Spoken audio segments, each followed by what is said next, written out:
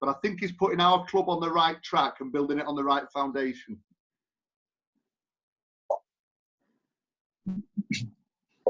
Okay, so with Sir Alex, obviously, as you said, that it had been 3 years, but were you seeing any signs of his system or his strategy being implemented, or you just thought that the football is not good enough, or the results are not good enough, or it was both?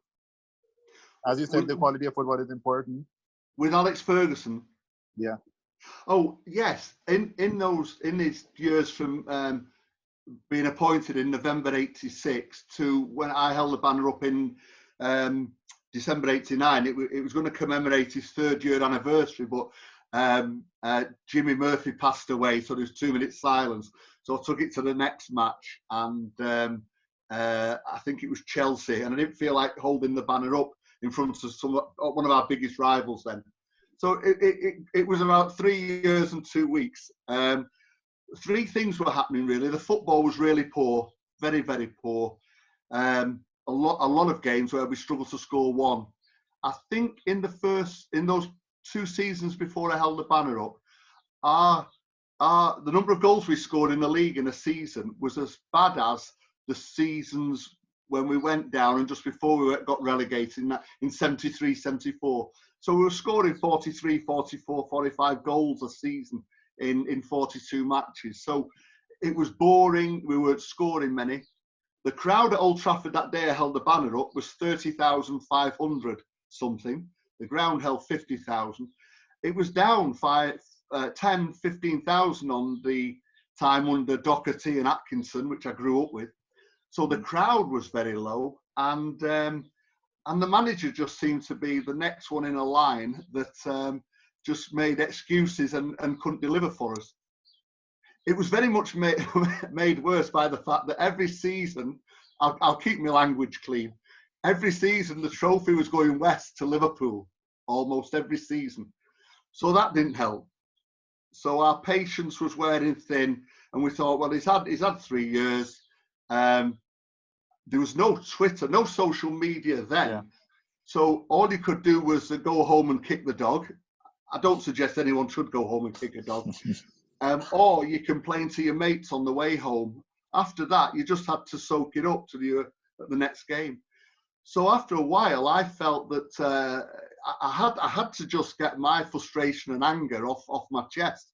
So I made a banner. I took a bed sheet. I took the sheet off a bed and got some black paint and just put some words on it that I felt were appropriate and held it up. Okay. So the last question from my side with regards to Sir Alex Ferguson, but how much of our form, our results back then, did you think were down to Sir Alex Ferguson, or did you think he had a good squad to work with? It's a good question. I believe if the manager has been given enough time and he has been given enough resources, which is usually the money, and the freedom to buy who he wants, sell who he wants, then the buck has to stop with that manager. Simple as that, really. It's the same in any business, any walk of life. So providing you've been given the backing by the board, then you have to stand or fall by the results. So it was down to Alex Ferguson. Probably what happened that season, or what did happen that season, early on, he bought 5 or 6 players. Paul Ince, Gary Pallister, Mike Phelan, Danny Wallace, Neil Webb. He spent £7 million on all those, which doesn't sound a lot, but in those days it was the death of a third world country. Probably, it was the equivalent of what City would spend. So he spent all that money, and we were playing poorly. Now, what was happening, of course, that was taking time to gel, and soon after Christmas, going into 1990, the players did start gelling a bit better. But what a lot of people don't quite realise is that I think we won a game in the November, and we didn't win another league game until February. So 3 full months, 15 games or so, we were heading towards the relegation zone. So I don't think that I hit the panic button too early. I mean, I did with hindsight. But I don't think in December '89 I did. Yeah, that makes sense, obviously. So, Hassan, do you have any question with regards to that particular era? Yeah, absolutely. Pete, what for you? I mean, so you go in, obviously after that, Mark Robins' goal, and then we get to the FA Cup final. We win a trophy, which in one way, I guess, is a monkey off the back. It gives the manager something to work with. We follow it up with Rotterdam and winning a European trophy as well. So suddenly, things are looking up. Then we have a really bad time of it in the very last first division season, where we're coasting, and Leeds United, with Gordon Strachan in the ranks, they go and win it. So for a lot of us, at least those of us who study history, or those that they say that it was the arrival of Eric Cantona that really changed things, was like the eureka moment where everything sort of worked out for Manchester United and kept working out. Would you personally agree with that? Do you think Eric was the catalyst for starting us on that road? Definitely is the short answer. Alex Ferguson bought some tremendous players over the year, sometimes bargain fees, and other times he paid a lot of money. And you look at Roy Keane, probably the best, probably the greatest captain and leader I've seen at Old Trafford. Peter Schmeichel, the matches he saved and won, and we could make the list. We could do the whole show around who we bought. But sometimes there's a person for the moment. And Alec, the problem with United then was that you're right. He was improving it. Won the cup in 1990. Won the Cup Winners' Cup in 91. But we're still only 6th in the league. Then we did the 91-92, where we went right to almost the last game and lost it. Leeds won it with Cantona. You've got to remember at that time, United had gone 25 years without winning it. They didn't have the recipe for Coca-Cola. They lost it after Busby went. And we needed that certain, so we were making something very close to Coca-Cola, but we needed just that little ingredient. And definitely when Cantona arrived in the November of 92, so the 92-93 season, United were 8th in the league. After they'd run Leeds so close the year before, we were going nowhere. We'd gone 5 games without scoring. And within 3 or 4 appearances, the crowd at Old Trafford, you could just tell that he added something. He puffed his chest out and he rid ourselves of those doubts of 25 years not winning the league, of letting it go the year before when we were striding ahead with the league. Those self-doubts can stop you performing at your best, especially during the running. Cantona was a leader on the pitch, and yes, if there was one person that you said don't take away that Fergie signed in all his 20-odd years, I'd say Eric Cantona, because we might still be floundering for that 8th league title, let alone a 21st. Cantona, superb, and that's why he's still revered. Still revered. Yeah. He's on the wall, Les. God of Manchester is something that Ibrahimovic wanted to be, but obviously didn't succeed as much as Cantona. No, there's only one Cantona. And then, Pete, sorry, if I can ask you then, after Cantona comes in, you start winning Premier League titles. I know we had a couple of really close calls in European football. We had... if I'm not wrong, we lost a semi-final before we made the final in '99. There was a couple of close occasions that we had. I remember, was it Borussia Dortmund that we drew with at home to not make it? Was it '97 final maybe? When the ball, we lost away to a really bad goal. I remember Keane keeps talking about it, that they've gone and played the game. We lost to Monaco also. We had these close run-ins. And then sort of 99 is the season when the gaffer goes really big and signs really big players. He signs Jaap Stam, he signs Jesper Blomqvist, who terrorized us with Gothenburg earlier. He signs Dwight York, which caused a rift between him and Brian Kidd. With Kiddo thinking we should have gone for John Hartson. So was till 99, we were going, okay, almost perennial league champions, double winners, but we're not taking that next step to be back up at the pinnacle of European football. What was it about 99, you think? What did he get right that finally took us? Because rival fans will say we were lucky. Rival fans will say we had an easy run in, when history will point out that we played Barcelona and Bayern Munich in the group stages. Then we played a very strong Inter team. Then we beat Juventus, being 2-0 down on their ground in the semi-final. And then we went on and took Bayern in the final, while all the while winning our own league, barely, because we weren't dominating that league. Arsenal and Chelsea were on our coattails.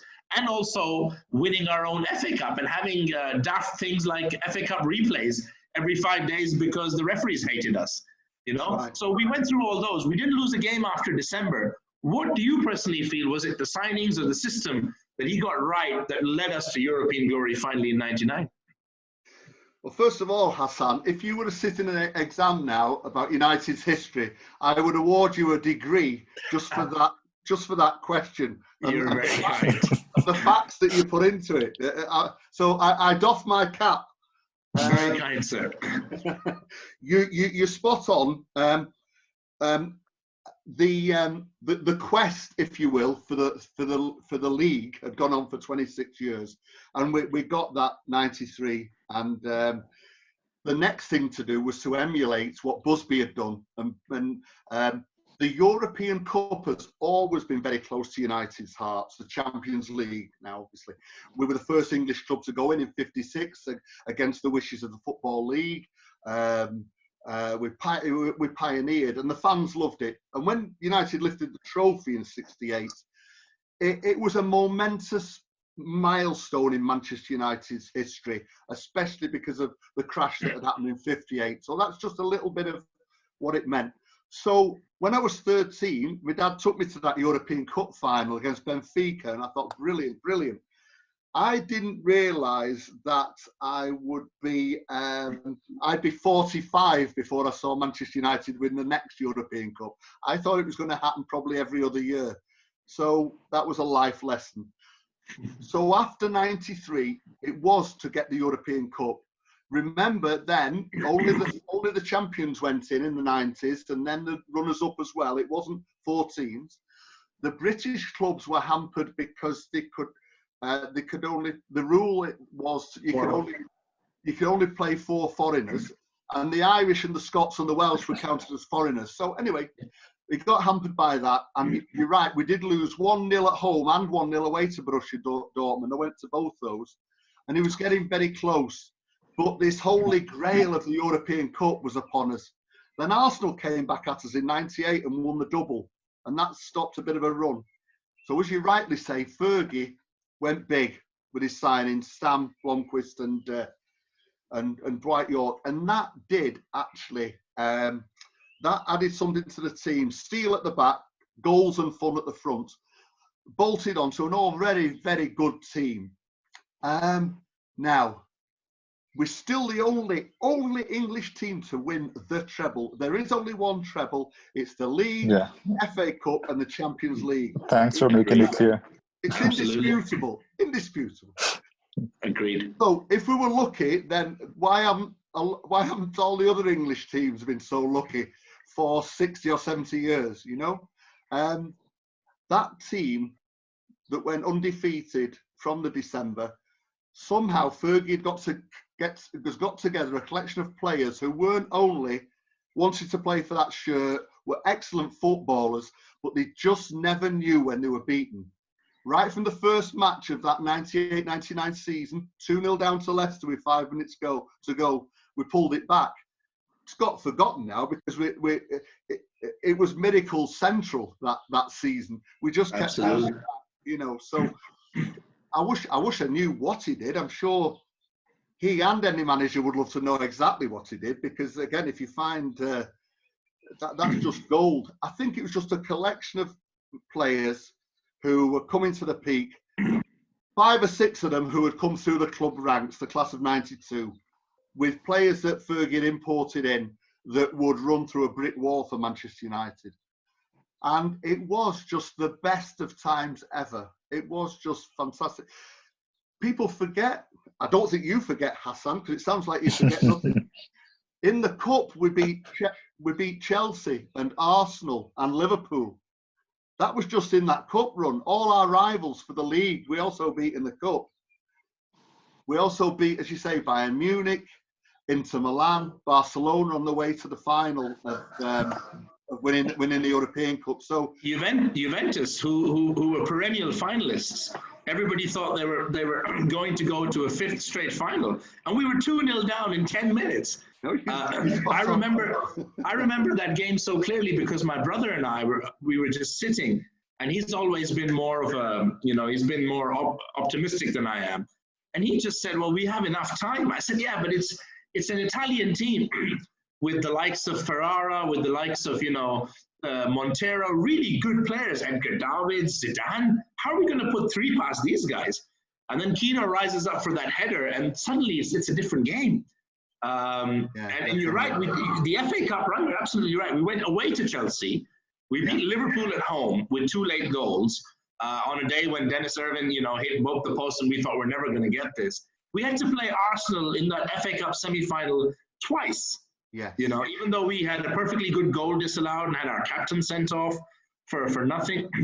And then the run-in wasn't easy. It's not like we were playing poor teams. We were playing teams. We played Leeds in the run-in. We played Arsenal in the run-in. We played Liverpool. And you'll remember this, Pete. We were robbed of a win at Anfield when they let Paul Ince score that goal. And they sent Dennis Irwin off.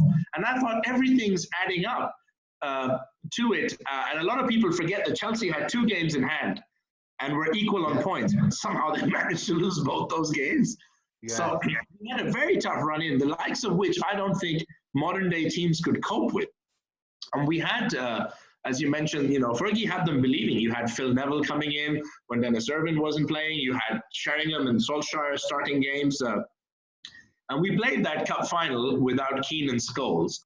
I tell you, I would like the Liverpools and the Manchester Cities to go into a cup final without the De Bruynes, without the Salahs, because Keane and Scholes was the center of our midfield. That was 2 of our most important players.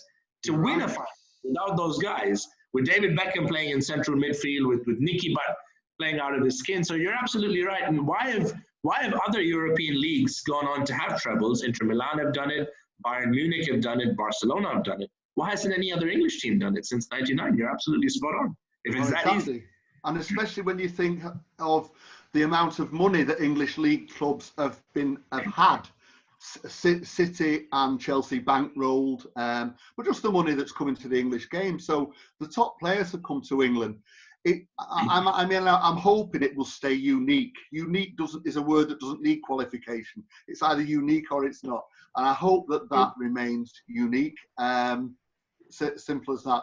Sadly, there is a sad side to me that every time City or Liverpool go out of any of those 3 competitions every year, I just say, good, that they can't get the treble now. Absolutely. Fully agree. I'm sure I'm not alone. Absolutely not. No, you're not alone. Absolutely not alone. In that '99 final, you're right, we lost those 2 players, and Beckham, I think, had the best game I've ever seen him play for United. He led them on. Even in those last few minutes, if you see it, he's leading us on. Roy Keane's performance in Turin, and I was lucky enough, fortunate to get to Turin that night, and that's the best display by a United player I've ever seen. Roy Keane's performance. Absolutely. He says in his book that United fans go up to him and say that because they feel sorry he didn't play in the final. Well, I would argue with him, and it wouldn't be easy to argue with Roy Keane. It was my judgment, and anyone that was there that night or saw it, it was his performance on that night where he didn't let his head go down it, and he led us all the way. And the Arsenal game you mentioned with the replay at Villa Park, where we put Arsenal out the cup, so stop their attempts at the treble. They were going for the treble. That was the best football match I've ever seen United play in. It had everything. Last minute penalties, saves, sendings off.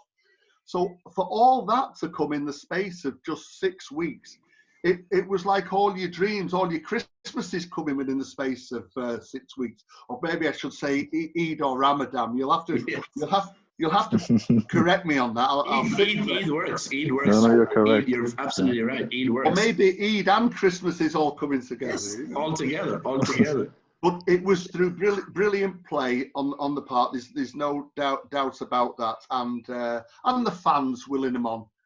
And maybe, you know, just another factor, depending what you believe in. That day we beat Bayern Munich in Barcelona would have been Matt Busby's 90th birthday. I believe in it 100%. And the goals came in the 90th after 90 minutes. You know, who knows? Who knows? Oh, no, he was willing it in. He was watching and willing it in. Absolutely. So that was great. To win the Champions League was just fantastic, and really for that time between 1968 and 1999, I just prayed that I'd see United win the league once again and the European Cup once again. So I could have popped my clogs, as they say over here, and gone to heaven or wherever at the end of that. But there was still more of the promised land to come. Okay, so Tarad, you can go next. Pete, I'd like to ask that since you've been supporting United for such a long time, and you've supported them under different managers, and you've seen all the players go through, how has it changed for a fan who's gone to the stadium, supported the team at Old Trafford through all those years? How has the supporter experience changed, or the fan experience changed as compared to with the manager, with the players, and all player accessibility? Did you see United players going around Manchester as a common sight? Did it used to be common sight? And how has supporting the club been for fans specifically in Manchester? That's a very good question. The pies aren't as good now as they were in the 60s. But all joking apart, obviously it's been a great journey, because we've had great managers, starting with Sir Matt Busby when I started going, and only Fergie. I didn't think anybody would outshine Matt Busby, but Fergie did. But then we had the other managers that won cups, like Doherty and Atkinson, and played the beautiful football. And then we've had the lows, as we say, under Sexton, and we've had under Mourinho and Van Gaal and Moyes. But you know, there's an old song from the 60s when I was a young lad. You may not know it, gentlemen, but you can Google it. The Tremolos sang a song. It got to #1 in the charts, and it was called "Even the Bad Times Are Good." And I think when you follow United, even the bad times are good. I say that to people. They look at me a bit strange sometimes, but it's always great following United. So the ground has changed so much. For the start, the ground I went to when it had the Stretford end, it was all standing. It's now a temple holding 75,000. That's brilliant. The players and the club around them are more remote, as pop stars and footballers and celebrities are now, because you can talk to them online, or you can put anything out on Twitter, but they are remote in that you could go down to Old Trafford when I was a young lad in the 60s and see George Best kicking a ball about training outside the ground on a cinder track. Some of the fans I know that are older than me said that the Busby babes used to cycle into the ground or go on the bus. You could be sat next to them on the bus, you know. So imagine that with Paul Pogba or Bruno Fernandes or whatever. So that just means that famous people are less accessible directly. But then you still get the likes of Juan Mata, even Ollie, I think, who make themselves very accessible. I think the rapport between the club and the supporters is pretty good.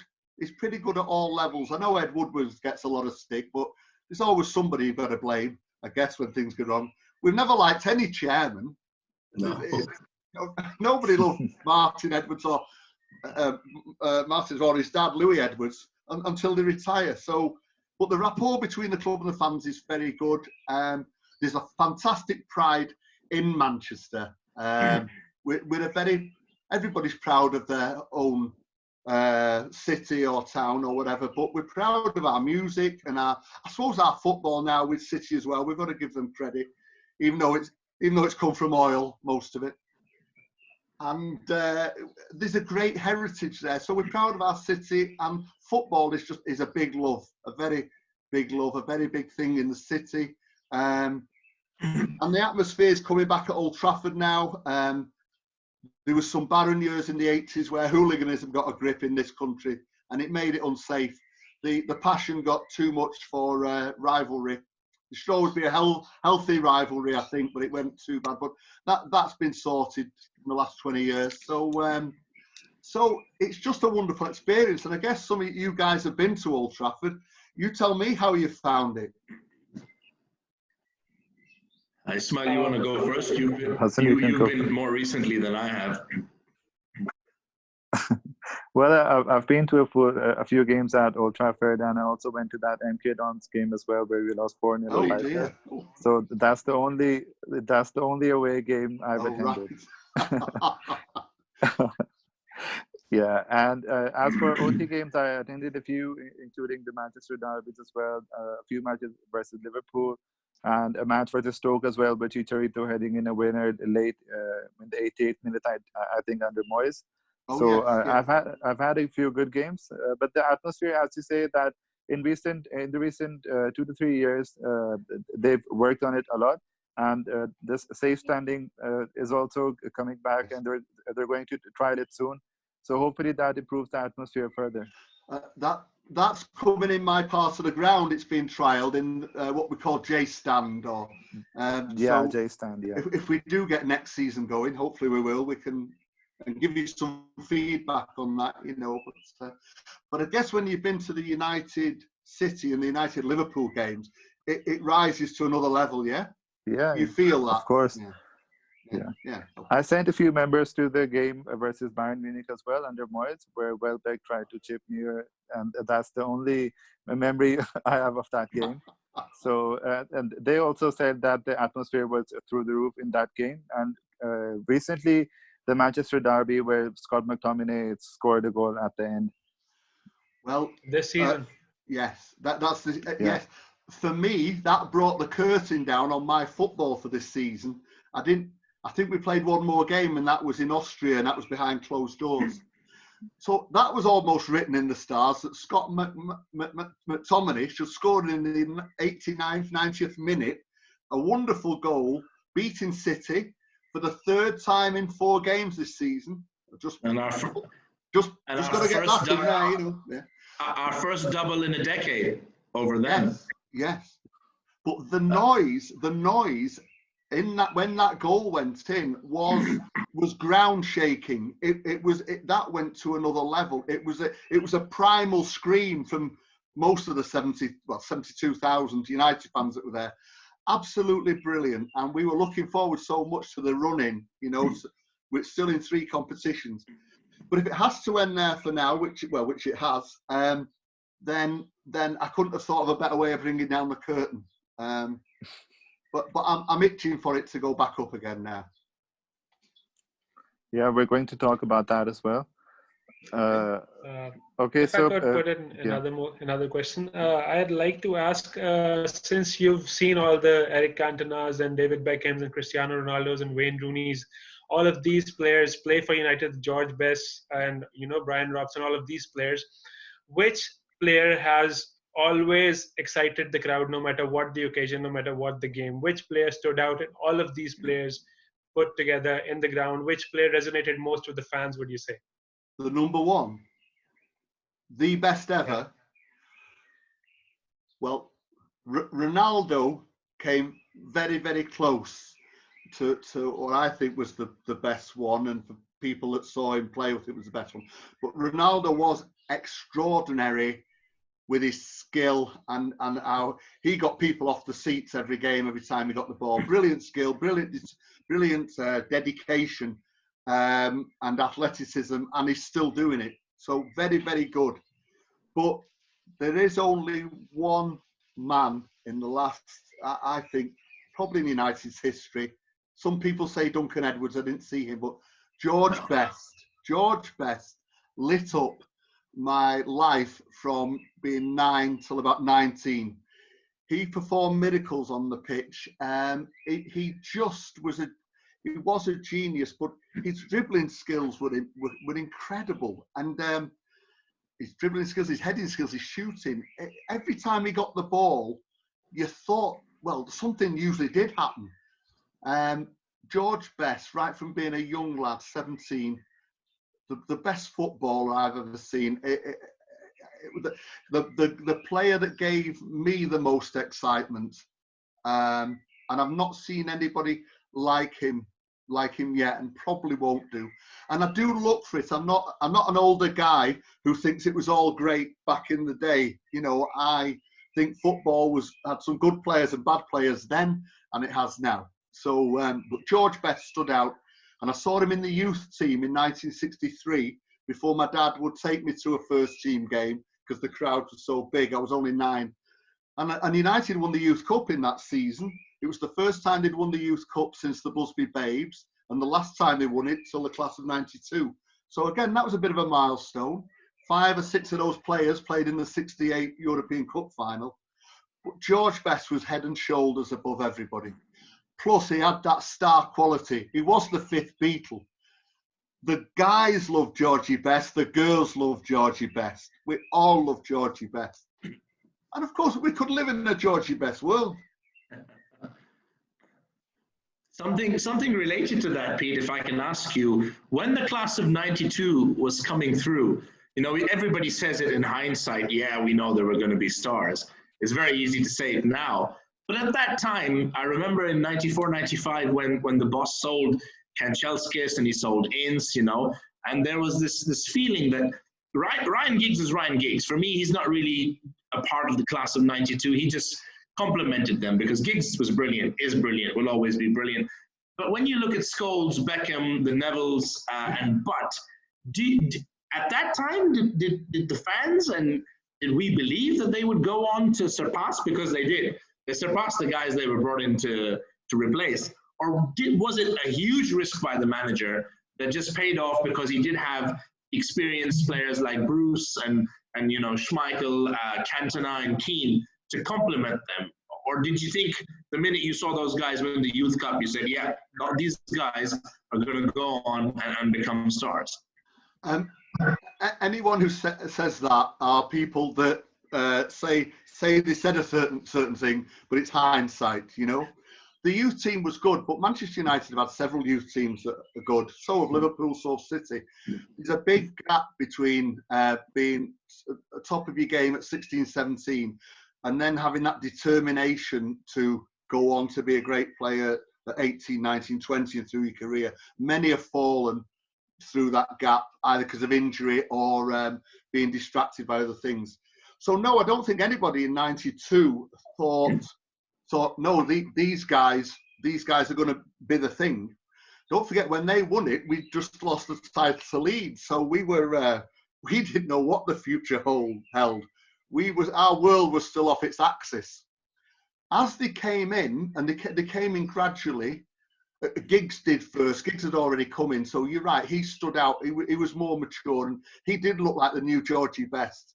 And so he was good. The others came in and applied themselves very well. But again, so have other youth team players over the years. It was when they started to gel together, probably when he played them in the European games in 94. And then you're right, 95, he had to make that decision of which of the established stars that had won 2 or 3 titles he had to get rid of, and those that he needed to keep. And it was very similar, I believe, to what Busby did in the 50s, between that league-winning team of 52 and the league-winning team of 56. Nobody does it overnight. It is a transition, and you have to do it gently. Ole has done a little bit of that over the last 12 months, I feel, with these young lads. You take a risk because people want the results, and you have to take a couple of dodgy a year or so. But the big gamble, yes, it was a big gamble in 95. And Kanchelskis, Hughes, and Ince were heroes, and had 3 titles under the belt, or 2 titles, and a cup winners' medal. But Fergie obviously had the faith. He saw something that we didn't. And as you know, Hansen made his remark that you don't do anything with the kids when they lost. Yeah. As regards the fans, I would say, I'd gone from agnostic or Judas to evangelist. I was on that road to thinking, if Fergie says by 1995, if Fergie said it was Wednesday, it was Wednesday. You know, so he put these guys in, and we went with him, and he delivered, and he kept delivering, and so you wonder why anybody could ever doubt him. Yeah, absolutely. It came steadily through those. It would have taken from 92 winning the Youth Cup to 96 winning that league and double. So it always takes about 3 or 4 years. Something that some people with that get a bit happy-go-lucky on Twitter don't realise, don't appreciate. Maybe they'll have to live through the Ollie era to appreciate it. Yeah, maybe. Hopefully. Okay, so Pete, I have some questions from fans on the page, and I'll ask them, and then you can just briefly answer them because we have 8 to 9 questions at least. Okay. So, yes. Okay, so first of all, I'll go with Bilal Ahmed, who first asks if you have that banner, and if you have it, would you still sell it? If I don't have the banner. If I did have it, I would make a lot of money, I guess, as time's gone on.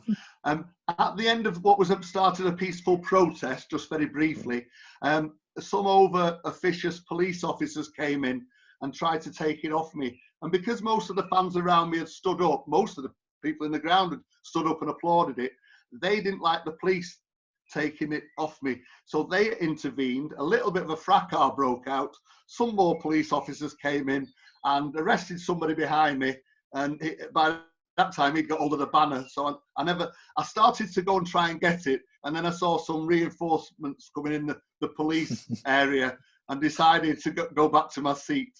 So I wish I had it. It was recreated for an ITV, a British television programme in 1998. And it was recreated for the front page of a book I wrote. Yes. So anyway, so that's what it said, Tara Fergie. But no, I wish I had the banner. Okay, so the second question is from Manan Abdul Ahad, who asked, when does Pete see United winning the next European title? That's a good question. Any European title? Champions League. Ah, right, okay. Yeah. Where are we now? 2020. Yeah. By 2022 or 2023, within the next 2 or 3 years. Amen. Because there is the makings, there is the determination. It'll then be the look of the draw in many ways. But I think within the next 3 years, I would say we'll win it. But I'm not going to bet my house on it. Okay, the next is from Harun Azhar. Favorite United player from the current team? Well, the new arrival, Bruno Fernandes, is almost on a Cantona level with hit the ground running, something Paul Pogba hasn't managed to do yet, as an example. Bruno, yes. Yeah, no, I'm going to go with Bruno Fernandes. He's the one that does it for me. We've been a bit short on heroes lately. They're all heroes when they wear a red shirt, but real heroes that you think, wow, this is something special. Bruno Fernandes. Okay, and the next question, it's a bit long, but it's from Omar Khalid. You waited 3 years, if I'm not wrong, back then to judge Sir Alex. We got rid of Moyes within a season and the next 2 in less than 3 years. Do you think those were bad decisions, or how football is nowadays? The club cannot give the manager the same amount of time as they could back then. Also, do you think as fans, we only should look at the results? Is winning trophies only important no matter how negative the vibes and the playing style is? Or supporters should be patient and also see if the manager is bringing back other things like the style of football, signing players of the correct mold, and the players know the importance of playing for United? I think the question is spot on with what Ollie is doing at Old Trafford at the moment. Yes, of course, it's important to play winning and attractive football, but you can't wave a magic wand. Klopp didn't, and it galls me to say, but Liverpool are playing some incredible football. City struggled for a couple of years with all that money they threw at it. If you build something lasting, it takes a while if you're going to build it on rock and not on sand. And so we can put up with some of the displays not being great. even 3 steps forward, 2 back. Ollie's doing the right thing, and it's better to invest in that and compromise the football a little in the short term. But you've got to see that we're going somewhere. And going back to the first part of the question, I think with any of those 3 managers after Fergie, Moyes, Van Gaal and Mourinho, towards the end of their tenure, you couldn't see where we were going with them, really. I think it was going to be more of the same. And the same was very unpalatable food that they were putting on the table, so to speak. Whether the questioner, sorry, I didn't catch his name, meant were they wrong appointments in the beginning, then Moyes obviously was. It was like McGuinness after Busby out of his depth. Van Gaal was only a 2 or 3 year guy anyway, I felt, so it got us back. Mourinho was the biggest disappointment because he started to pedal backwards now in terms of winning things. So we had to do what we had to do. Hopefully, Ollie's the man. Okay, and the last question for now, and maybe we'll get more questions later, from Faik Najam. With the changing dynamics of Premier League during that time, do you think SAF left us with a depleted, aging squad, which maybe was not able to win things ahead with a new manager? I hear that said a lot from fans over here. Nobody wins the English title with a poor team, and Manchester United in 2012-13 were a very good team. We won before Christmas. I don't remember. We won at Liverpool, at Chelsea, at City, at Arsenal. I'm fairly sure on that. We won again at the ground of all our big rivals. We blew them away. Yeah. Van Persie inspired. So I don't believe it was an aging or poor side. And if you look at the medals that squad had, it was still tremendous and had young players.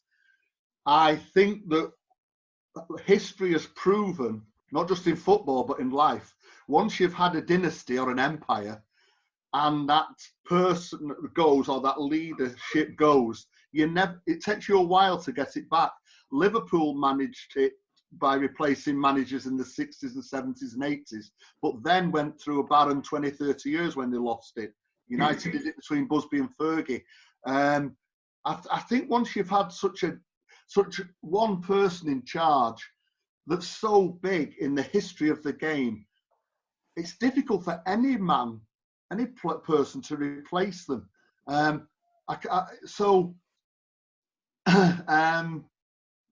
No, I don't think that is the main reason why we've tailed off after Fergie went. I think it was the vacuum, the void, the vertex of Fergie going and leaving us with a title that we didn't realise the impact of it. And then a wrong appointment one year.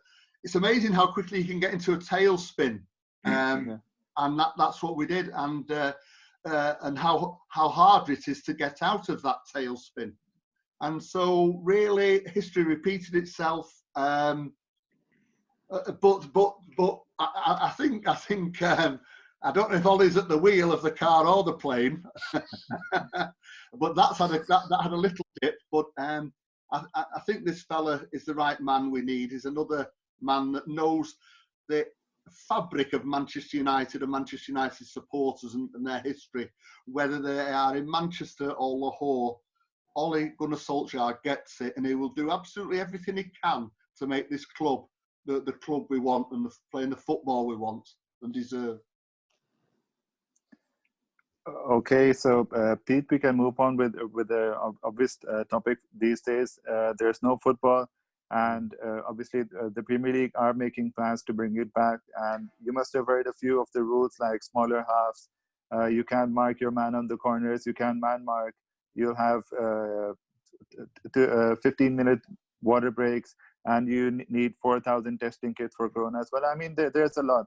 So do you think with the current predicament in the UK, especially, the season should go ahead, or should we wait and then restart next season? I think if time goes on now, another couple of months, and we can't do it with all those gimmicky things. I know it's not gimmicks, but you can't play football in those conditions, under those conditions. That's not just football as we know it. I'd rather not have it and wait to have it properly than have it with any of those conditions.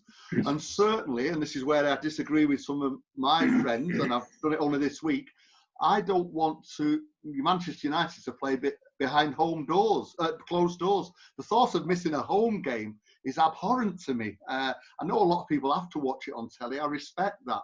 That's the only way they can. It's great that the United supporters and you guys do it. But for me, I go down the road 10 miles, and I don't miss a home match. So it'd be better to wait and see if we can start football again. I'd like it to finish the season, but if we can't, then we have to think about stopping it and starting again, say August or September. It's what you do with the league if you don't finish it. I think this week the League 1 and 2 are going to say they've abandoned it, and they do points per game based on your home and your away form. So whether the Premier League will do that, I don't know. But I wouldn't want to see it with a lot of gimmicks. I want to see football as it is, played under the same conditions as it always was, and with crowds, so that a home game is different to an away game, and the vibes are different for players and etc. And I don't think because of television we should rush it back. But television holds a lot of power and a lot of money, so I wouldn't like to bet either way. But for me, I'd wait. I'd rather do without it and then have the proper meal than eat nettles. Us being United fans are obviously accused if we want the season null and void or cancelled or postponed, because obviously we don't want Liverpool winning the league. But it's just it's inhumane under the current circumstances to start the league, obviously, with Sergio Aguero also saying that he's scared. And as you said, that playing behind closed doors is horrible. They're going to introduce fake crowd sounds as well in the stadiums to make the players feel at home. So it's just a bit weird, actually. I heard the German, if the Bundesliga goes, you can get a copy, a cardboard cutout of yourself. Now, yes. I mean, sometimes I wonder how I get back to the real world through the portal and where the portal is, because some of the suggestions are surreal. But we are living in surreal times, not just as regards football and not just in the UK, all around the world. So first of all, we've got to sort that out first. But I do feel that things will get back to normal in the not too distant future, because in Wuhan, where it began, they're moving back to normal a little bit. The countries that got hit worst earlier on are moving back to normal. I think a couple of months down the line, we'll just have to be patient, and it will get better bit by bit. You've got to release things back to normal carefully, because it rose so steeply, you know. But no, I wouldn't take fake noises and cardboard cutouts are not for me, Esmail. You know. Would you say that cardboard cutouts of Scousers being put up over Anfield is actually good for the other teams, because for the first time, Liverpool players would get to see what their fans look like, and it might scare them, because I don't think they pay that much attention. They probably, you know, won't be able to get in the pictures of the tourists and the pretty ones. So when they're looking at just cardboard cutouts of local people, probably might work in our favor. You've packed a lot of bile into that statement. I mean, most of them look like John Flanagan anyway. So don't forget, I'm only 30 miles down the road from all the Scousers. Fair enough. We leave it as just my comment, not yours. No. But you're right. And just going back to Ismail's question, it is a very difficult question for what you do as regards Liverpool. It's also a very difficult question for you to answer without smiling, because who'd have believed that they've had to wait 30 years and then this has robbed them or delayed them? It does seem criminal to rob them of it. It does seem criminal to rob. I think I'd just have to sit on the fence on that one. But I know I've many thousands of friends who won't be sitting on the fence. Millions. But Pete, let's be honest. If it was Manchester United on top right now, the entire country would be baying. for the season to be null and voided, and the FA would probably null and void it within 5 minutes. I think you're right. I think there is a little bit of that. Yes, and thank goodness it didn't happen in 1993. You know, Thank goodness it didn't. No, indeed. That would I wouldn't have been able to believe that. I'll probably take it, but I suppose, yeah, we've got to. It would be nice to finish the season. I am a starter-finisher type person and a bit of a nerd, so I like league tables to complete and all that, you know. But it really is coming down to what we do with the top two divisions in England. I think because we were behind the curve a bit, we can afford to wait a little bit just to see how it tails off in other countries, the rate of infection, etc., and how it keeps going down in this country, and how a little bit of they're going to make it a bit less and lower, improve the lockdown a little bit next week. So let's see how that is a month down the line. You know, we could all wait for that. If they complete it, fine. It gets better. Yeah. Okay, so I only have 2 fan questions left, and then we can move on to our own. Nomanza here said that obviously you lived through Sir Alex Ferguson's initial years and they weren't good. So do you see any similarities between his start and Ole's start right now? Obviously, at the present state, we're doing well. But when Ole came in, he had 11 game unbeaten run, and then we tailed off a bit. And then the start of this season was poor as well. So do you see any similarities and any ability in Ole to turn it around to Sir Alex Ferguson levels? The short answer is yes. I do see the similarities now that we came out of that brilliant start, then a dreadful drop off. That start of Ole's was unprecedented. I think there'd been no other manager won more than the first 4 games in the history, in United's 138-year history, 142 years. Anyway, first 4 matches, Ole won, what was it, 11 or was it more? 11 game unbeaten run. We lost or drew to Burnley at home. Yes, that's right. Yeah. So an incredible run. We all knew it couldn't last, but so much so that they appointed him temporarily, really. It was a fix for over Christmas. And by end of January, so many people in the ground and on Twitter, on social media were saying, appoint him. And then we came to a dreadful run almost after that great night in Paris, you know. Yeah. So there's been no precedent for that. I've never seen a boom and a bust like that at Old Trafford. But in terms of then sailing the boat brilliantly and then nearly falling out of it, he's got back in and he's steadied it. He's steadied it quite well. Not at first, as you say, in the beginning of this season, because there was still a hangover from the previous season, I think. But I think he took the right steps. I thought Lukaku had to go. I thought Sanchez had to go. I'm still undecided about Pogba, but it's up to Ole. He'll stand or fall by what he does with Paul Pogba. The man could be, the stage is made for him at Old Trafford, but he's just not performing on it. Now, maybe let's see what he does with Fernandes, you know. But he got rid of the men that he needed to, and he's brought in the guys and persevered with the young guys that have come through the club, like the class of '92. And it would be lovely to see, in that way, just to finish our season with crowds, because March it was called off, and we're in the FA Cup, the Europa League, and we're going for the top 4. So that was that, and we had momentum on the field and on the terraces. You could feel it. I was at Everton, I was at Derby, and you could feel that movement that you can't always put into words that started to happen under Sir Alex, you know. So I think, I'm a cup half full person. I think Ole will do well. Now, I couldn't possibly say he'd emulate Fergie, because that'd be saddling him with too much for any man. But let's see him he could get a league or 2 in a Champions League, and who knows? He's a man that in his DNA is Manchester United. Everything he says, the way he says it, he is the man to lead us to the next promised land. Okay, and the last fan question is from Adil Ahmed, and obviously you experienced the takeover from the Glazers, So, from a life full of supporting United, what were your views on that, and how do you think they've been for us? Okay, that's a controversial question. Not controversial as in, it's a very Marmite question, we say over here. You either love Marmite or you hate it. So let me be fairly objective about it.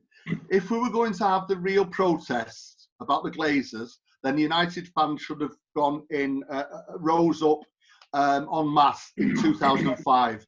Once they'd got the club, then they could take all the flack, but they own it.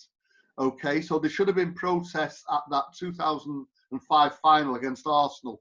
And I was up for it. I'm not one for civil disobedience, but if we felt as strongly about the Glazers taking over as we did then, we should have done something then. Once they'd got it, they got it, and okay, you have to live with it. United's most successful period in their history has been under the Glazers. So I'm not saying it's because of the Glazers, but it's been during that period. They did give Fergie the money that he wanted. He said there wasn't value in the marketplace, was his words. And that's why he didn't buy all the big names. But he certainly bought a lot of players after 2005 until 2013.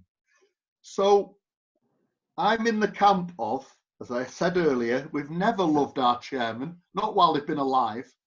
So Ed Woodward and the Glazers, I'd say, have probably been a force for good for United overall. And it's only when things start going pear-shaped that everybody starts having a go at them. And when they talk about the fees that have been taken out of the club, football's a massive business. Manchester United's a worldwide business. These are standard fees that international companies would pay for consultancy, etc. I guess the point is that if United are playing well on the pitch, playing well and winning things, I don't mind who's in charge. I don't mind who's in charge, because they must be doing something right. As fans, we think we know what goes on behind the scenes, but we don't. I've followed them for 56 years, and you don't always know what's going on behind the scenes till the book's written 10 or 20 years later. But I don't bother too much with the boardroom politics. I don't protest now about the Glazers. Let them get on with it and see where we go. Okay.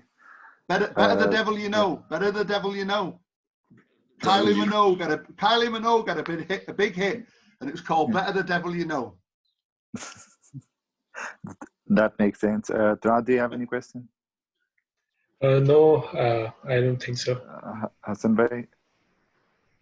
Oh, I have thousands of questions. I think people will be sick of me. But it's, again, I just want to reiterate what a pleasure this is, what an honor this is to, talk about United with you, how much we're all learning and how amazing it is for everything that you've seen and done, and for you to share it with us and with the wider fan base in Pakistan. I think it's just surreal. I mean, when I'm back in the UK, Pete, I'm definitely taking you out for a drink. I'm going to eat your head for hours and hours and hours.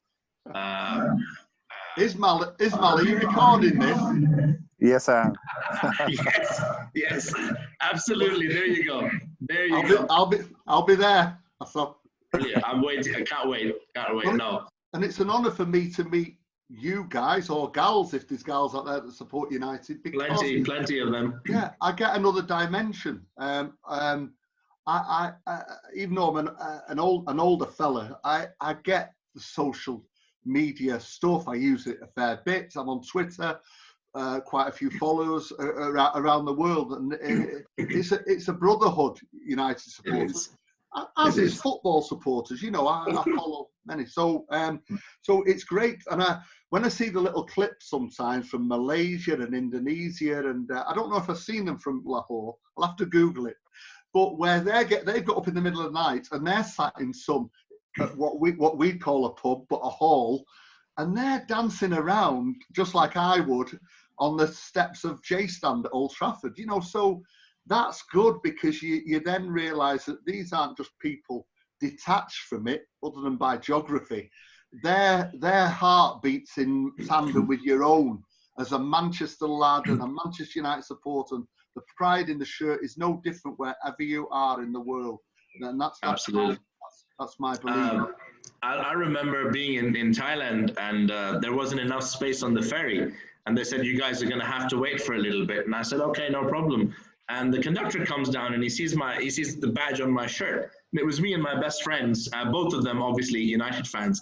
He goes, you guys support United? And we're like, yeah.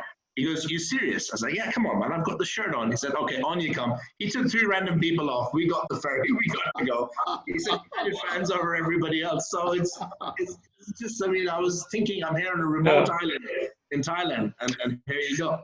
Thailand's still relatively more known. I'd like to elaborate. I was just recently in Africa, in Seychelles, and that has a total population of, I think, 90,000 with only 4 populated islands. It's a series of 1,000 islands, but only 4 of them have population. And in my hotel, I saw at least 3 guys who were wearing United shirts. And the club is so big, no matter which corner of the world you go in, you see a Manchester United fan. And we actually, I signaled to him with the pat of the chest on his badge and said United. And he came over to me, and the only word of English he knew was Manchester United. But we shook each other's hands, and that was good. That's what the brotherhood is.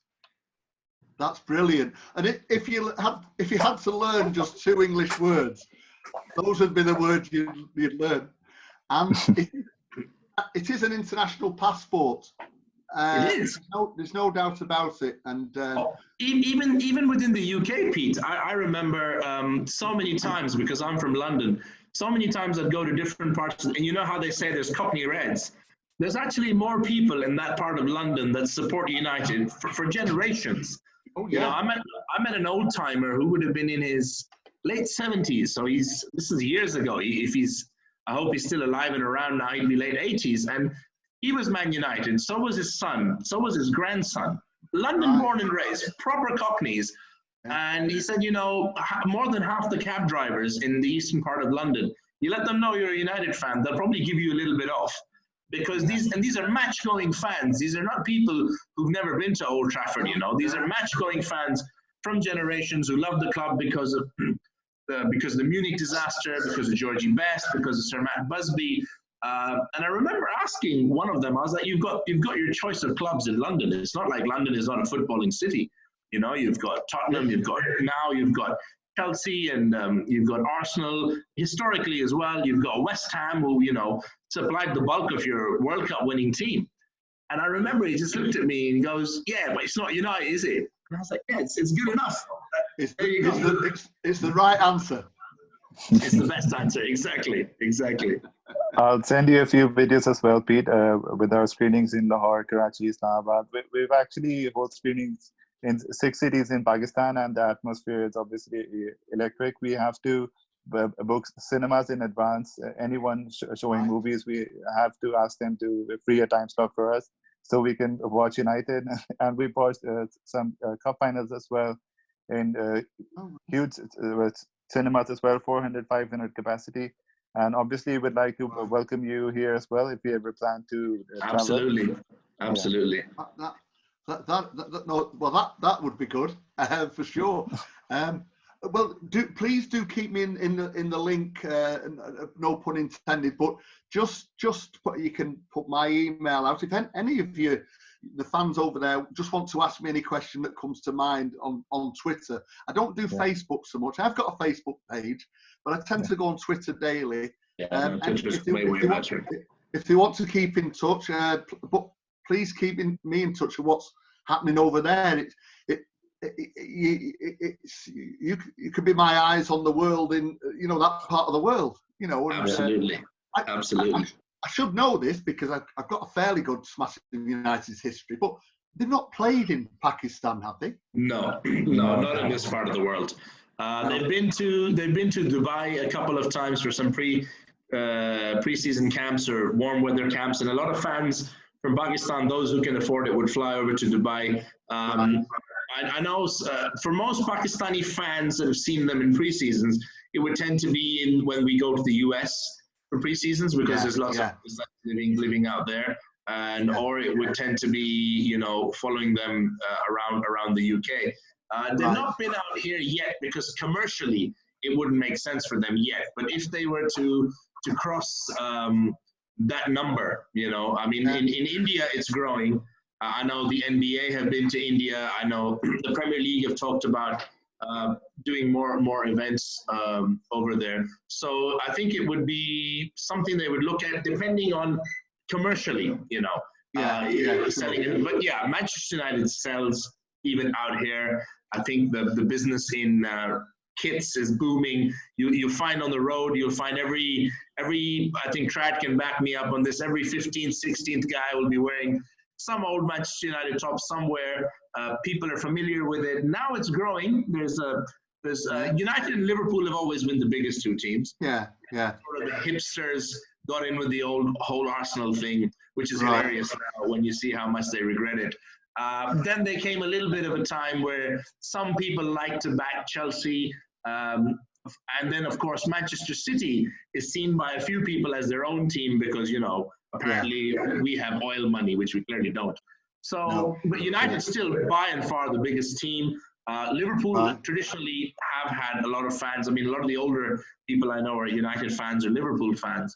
And they've not been out here yet, but I can't imagine it's going to take that long. They'll definitely be in India soon when things pick up. And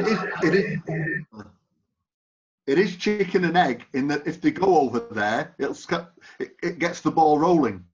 It adds more. It adds more to it.